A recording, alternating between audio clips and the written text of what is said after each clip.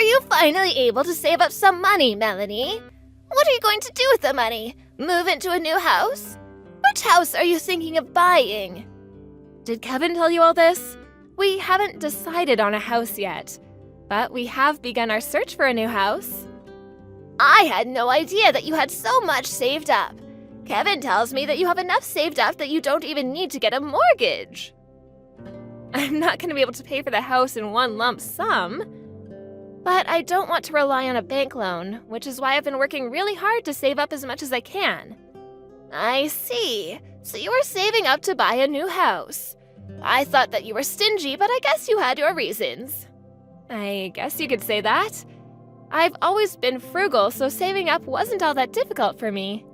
I've been married to Kevin for 15 years now, and the entire time I've been saving up for our dream home. So that probably means you have around $300,000 saved up. Am I right? I'm not comfortable discussing the amount of money I have sitting on my bank account. Why are you so interested in my savings? Well, we're family now, so I think that I have the right to ask and know about these things.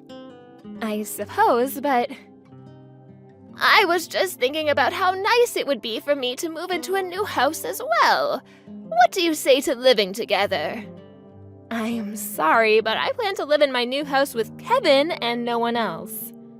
I'm your mother-in-law. How could you say no to me? I'm sorry, but it's not in our plans to live under the same roof as you. We told you the same thing when Kevin and I got married. Kevin and I have been dreaming of purchasing a house of our own, and the last thing we want to do is say yes to moving in with you. Why are you so cold to me? What do you have against me? Don't you think that you're being a little rude to me? Ever since you got divorced, you've been relying on Kevin for money. I have, but Kevin is my son. I'm allowed to ask for his financial help if I need it. I raised him, so I should be able to receive money from him. Kevin never gave you his money, he's lending it to you. On top of that, he's been sending you monthly payments to help out with your living expenses. We know that you're in a lot of debt. The last time that you came over to see us, you stole some of our valuable possessions from us. I'm sure you can see why we wouldn't want to live under the same roof as you. You say that you can't live with me, but you're letting another woman live under your roof? What's that about? She's my great aunt. She's been good to me, and now it's my turn to take care of her. But it seems unfair that you'd let your great aunt live with you and not me. I'm Kevin's mother. We can't get dragged into your financial problems. And my great aunt is only living with us temporarily. Once Kevin and I purchase a new home, my great aunt will no longer be living with us. I mean, the house that we're living in now is her house. I've been helping her out because she recently had some medical problems. I really do hope that you and Kevin will invite me to move into your new house with you. I won't give up so easily. Well, Kevin and I aren't going to give in either. I need to go now.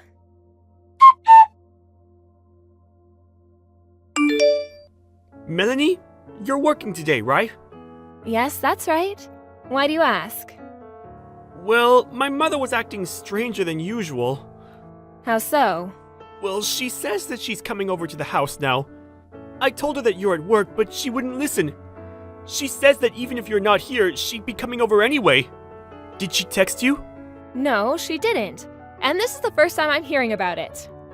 Your great aunt is the only one at home right now, correct? Has my mother been introduced to your great aunt? I can't remember. I don't think that the two of them have met before.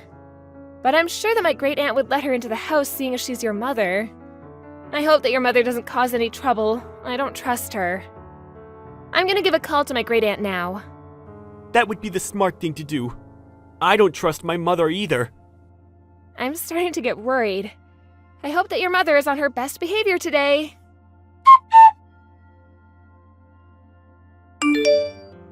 I took the liberty of buying your new house for you.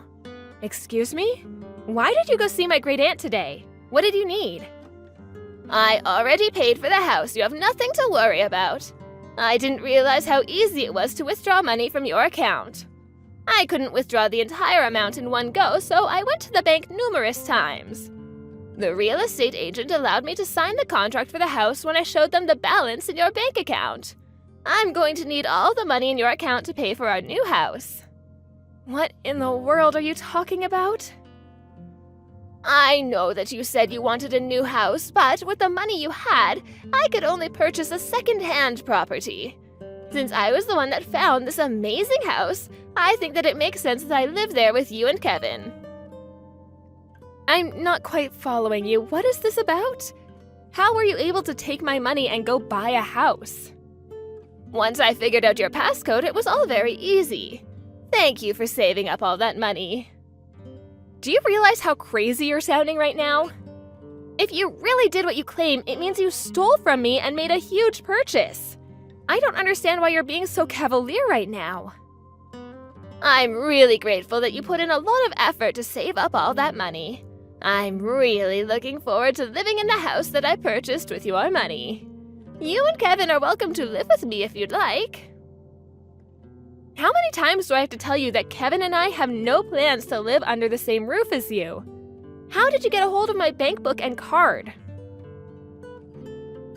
I withdrew the $300,000 in your account and used the money to buy myself a house. Since we're a family, your money is my money, so I'm assuming that you have no issues with this, right? I have my bank book right here. I don't know what you're talking about. What? I went to check that I had it after you told me about what you had done. But the bank book which belongs to my great aunt is missing. Your great aunt? Yes, the woman who let you into the house today. She only let you in because you're Kevin's mother. My great aunt never expected you to be a thief, too. She was terribly shocked when she realized that you had taken her bank book. I don't get it. So you're saying that I took your great aunt's bank book instead of yours? But it had your maiden name on it. Are you sure about that?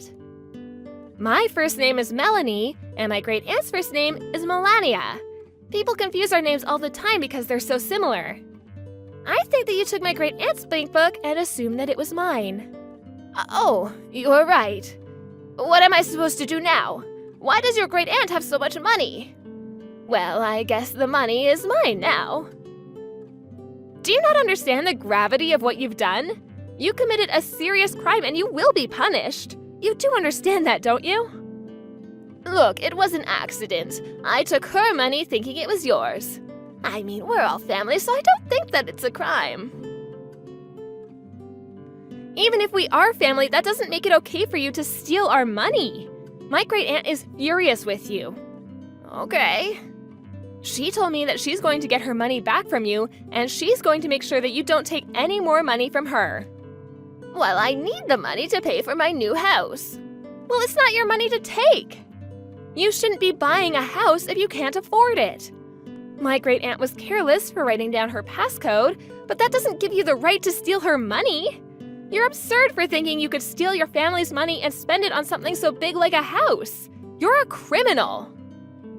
I wasn't stealing that money. It's mine since I'm a part of your family now. Besides, I thought that money was yours. I was doing you a favor by buying you a house, which you were going to buy anyway. I know how busy you and Kevin are with work. I was only trying to help. Since I chose a house suited to my needs, I think that it would make sense for me to move in with you. Do you realize how outrageous this is? You need to own up to your crime. You committed theft. Aren't you blowing things out of proportion here? This is all a big misunderstanding. I only borrowed the money. I was going to pay it back eventually. Neither me or my great aunt ever agreed to lend you the money, which makes it a crime. You took the money without our consent. Don't try to get out of this by saying it was a misunderstanding. Wait a minute, Melanie. Could you please have a word with your great aunt and sort this all out? She wants you to pay her back the money ASAP. But I need the money to pay for the new house. Could she please give me a little time to come up with the money? She doesn't care. She wants you to pay her back, and if you can't, she'll go to the police. The police? She can't do that to me. Please don't make such a big deal out of this. We don't need to involve the police. But you committed a crime. You should have never taken my great-aunt's bank book and card. Fine, I'll return everything to your great-aunt. Are you happy now? Will you give me your savings instead? Huh? I need your money to buy us our new house. That way your great-aunt can have her money back. You must be joking. Why in the world would I give you my hard-earned money? No way! I deserve to live in that new house. I'd rather die than give you my money.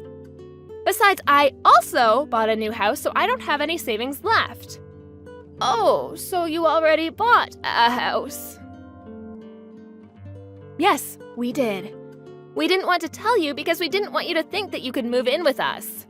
We were smart not to share any information with you. After all, you are a criminal. I'm not a criminal. Stop calling me one. I went out of my way to find you a nice house that we could all live in. I know that you bought that house for yourself. You don't care about anyone but yourself. Stop trying to rationalize your actions. You should just admit that you committed a crime and receive the punishment that you deserve. You're not making any sense right now. The only thing that I wanted was to live happily with my son and his wife. What's wrong with that? And since you had the money, I was going to use it to buy us a new house. I didn't do anything wrong. We're family, remember?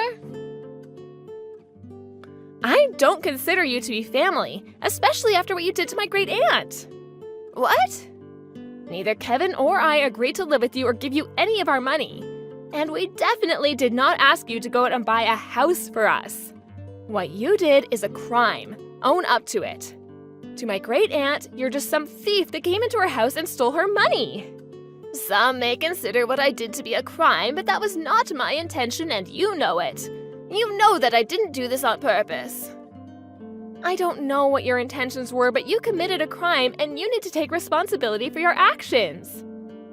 You're going to get arrested for theft and you're going to end up paying back the money in full, whether you like it or not. You're going to let the police arrest me? I'll pay back the money, so don't have me arrested. Well, Kevin and I want nothing to do with you anymore. Stay out of our lives. How can you say that to me? After everything that you put us through, I think you saw this coming. We no longer consider you to be a part of our family. I'm Kevin's mother. You can't do that to me. Kevin didn't choose to be your son. I'm glad that he's finally able to cut you out of his life. You gave him a good enough reason to do so. Please don't try to get in touch with us anymore. We don't want to be associated with a criminal like you. I can't believe that you're doing this to me. I'm sure that once Kevin comes to his senses, he'll realize that I mean more to him than you ever will. I won't forgive you for this. You should stop blaming me and realize that you did this all on your own. You're the one that committed a crime and messed up your life. Don't blame me for any of it.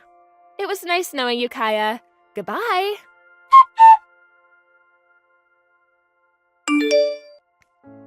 In the end, Kaya was arrested after Melanie and her great-aunt reported her crime to the police. Kaya's entire family cut her off, and she was completely alone to deal with the mess that she had created. She's now going to have to spend the rest of her life paying back the money that she stole. It turned out that the real estate agent that Kaya had reached out to buy the new house was a bad one, and they never returned the down payment on the house even after the deal was called off. Kaya tried to get out of her money problems by stealing from her family, but she ended up with more debt than she ever imagined. She shouldn't have been so reckless with her spending, and had she been less selfish, none of this may have happened.